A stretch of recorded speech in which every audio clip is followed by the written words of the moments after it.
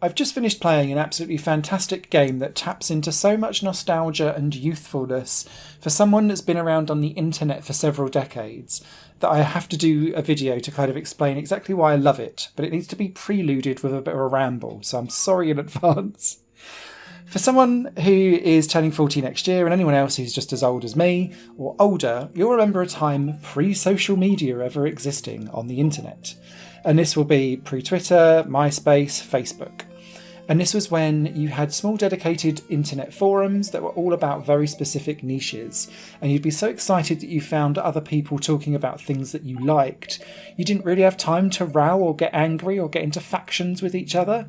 It was much more playful, friendly, open discourse because you were just delighted to be connecting with people. And it was in the formative decade, I would say, of the internet where, I don't know, maybe this is me through rose-tinted glasses, but I felt much happier on the internet back then because everything was just a new discovery of a new community of people that you could chat with and bond with.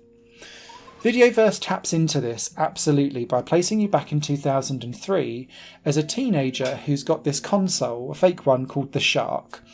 And it's a bit like a Game Boy, but with a stylus and the ability to draw on it. And it has interweb connectivity. So you can buy and play games on it, but then you have an online profile, a bit like a MySpace profile, where it can show you what your most recent games that you've played as, have a little bio, you can upload some doodles that you've drawn. But then you've got the community aspect where there's different forums to talk about your favourite game, which is feudal fantasy. Spot the parallels going on there. But there's also like a community forum for art. There's an off-topic area. There's stuff about the Kinmoku, who is like the developer of this console, talking all about all different types of games. And it sets up this 2003 innocence and happiness where, as a teenager, I used to come home from school and log on to MSN Messenger and just chat with all of my mates, and then that would continue on to college. And then as I branched into forums and found people that would play the same games or listen to the same music as me, we'd all end up on MSN Messenger chatting away anyway before it all got clonked on the head and corporate overlords started to ruin the internet. And this taps into that kind of start of the transition point between where the innocent days of the internet, where everything seemed bountiful and optimistic, to that starting to tighten the screw of, ha ha ha ha, corporate overlords are going to rinse you dry now, soz, coming in. This is all layered on the top of you playing as Emmett, who's a teenager living in Germany who used to live in England, who's busy trying to find other friends to talk about feudal fantasy with. So you've got some friends that you've already made along the way, and you can dive into the different forums and like their posts and comment on different replies, and you'll see different handles with different avatars, and you can go onto their profiles and have a little rummage around. And it's done almost freeform, but you need to be able to trigger certain things to move the story on. And the idea around this whole story is that as you're interacting with all of these different people, how you interact with them branches out their own individual narratives and their stories. So some people are being bullied on this forum, and so you can stand up for them, or you can become like a forum modder in the way, reporting posts that are sweary or aggressive so that it can make your forum a bit more upstanding and less trashy. That then in turn helps some of the secondary characters either stand up to bullies or feel a little bit more prouder about who they are and talk about it. And it touches on things like sexuality, disability, people having fandoms about certain types of games and saying that, oh, I only play shoot-em-ups, all other games are for girls, and all of that kind of stuff. And how you interact with all of those branches out all of the secondary characters and how their end goal at the end of the game becomes. This is quite liberating because it feels like you're diving in and around a forum, just chatting away to people, and then they'll message you or they'll reply to you and you get all of these notifications up and you can dive in and out. And it feels like a real-time community at points. And I absolutely love this aspect of it. You'll soon come across, though, Vivi. And Vivi is a girl who you like her drawings and then you strike up a friendship. But Vivi's got problems outside of the Videoverse world. And so it's embarking on that teenage crush online, but also wanting to be friends, but also wanting to support each other and be nice. And depending on how you reply throughout all of the different conversations, and you'll usually get 2 or 3 replies for almost everything that's going on, will determine whether or not you go platonic or romantic and chase that. But then depending on your answers, she might be like, no, I'm good, thanks, or actually I'm really just happy as friends. And then some of your best friends around you as well might then become estranged, or you might give them duff advice and then they'll take it out on you, and it's up to you whether or not you want to like try and repair those threads or not. This takes place over the period of about 6 months, and the reason why this is crucial is because the Shark is about to be phased out and the company's new console, Dolphin, is about to take over. And it's got all of these newfangled funky effects. But they've basically gone, we're discontinuing the community, everything will be gone by the end of the year. And so that starts to put a time limit on all of your interactions with VV, but also the other people. Because then some people are like, well, I've built up friends here and our community is being trashed. But corporate overlords don't really care because they're after the next monetary transaction.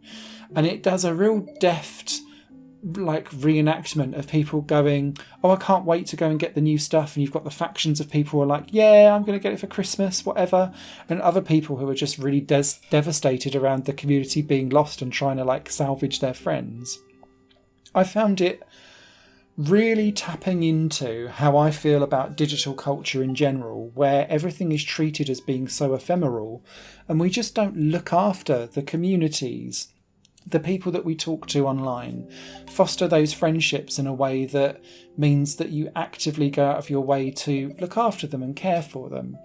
And if I take it personally onto my own kind of thing, I see familiar like usernames popping up on comments on this YouTube channel, and I often think, like, sometimes I have interactions with people and recommend other games for them to play, and I'm like, I wonder if they went off and gone and done that. But YouTube doesn't allow you really to have that proper community spirit, because it's all around, I want you to click on the next video, don't linger here. And this, to me, with Videoverse, has a real good undercurrent of the decay, I guess, of fostering digital communities over digital transactions and monetization and all of that kind of stuff.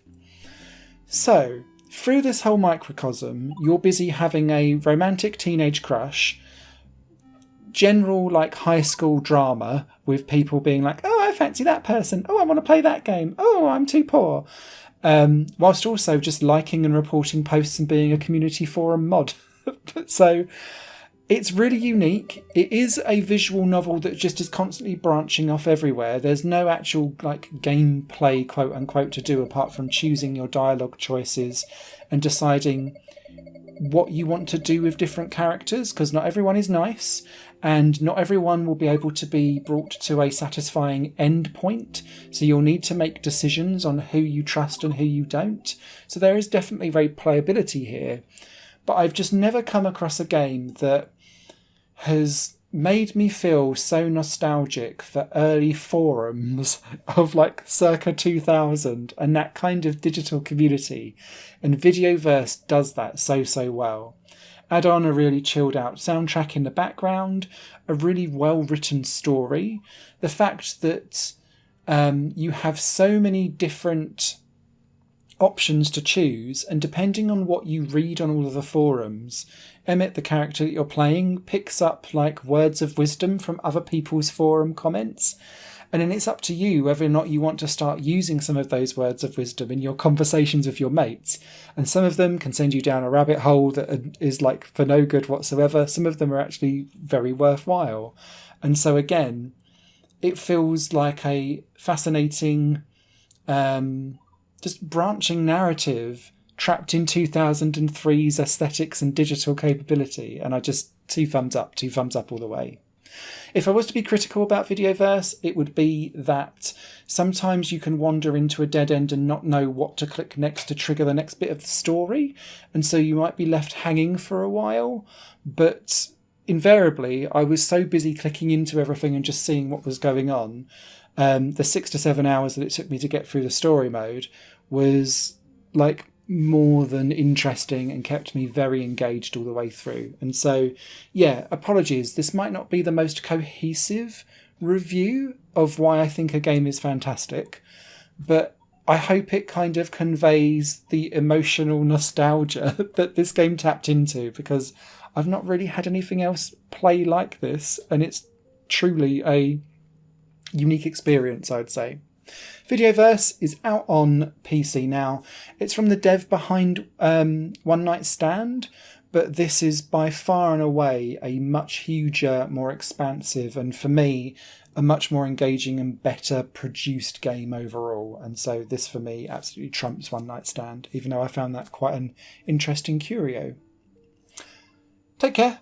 Any questions, leave them down below. Higher Plane Games is part of the Higher Plane Network, a completely independent media outlet supported by people like you. The goal is to create the best possible content that cultivates a richer indie scene for games as well as music and entertainment. To find out more and to get involved, visit patreon.com/Higher Network. Your support makes all the difference, and in return you'll gain access to bonus content and downloads. Thank you for watching.